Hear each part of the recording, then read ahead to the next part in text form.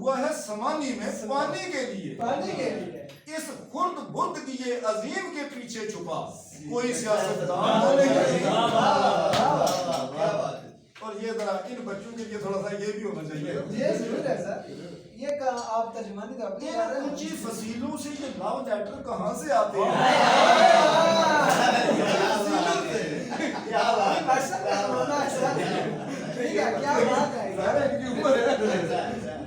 इन ऊंची फसीलों से ये लव लेटर कहाँ से आते हैं? गौर से देखो कि कहीं कोई रोशनदान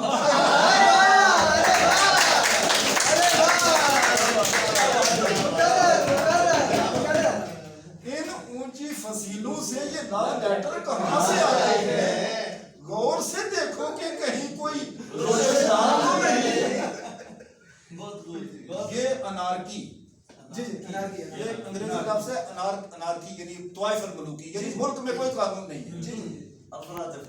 ये अनारकी मेरिट की पामाली और ये बदहालियां, ये अनारकी मेरिट की पामाली और ये बदहालियां, क्या इनके पीछे खुद मुल्क का सुल्तान तो नहीं?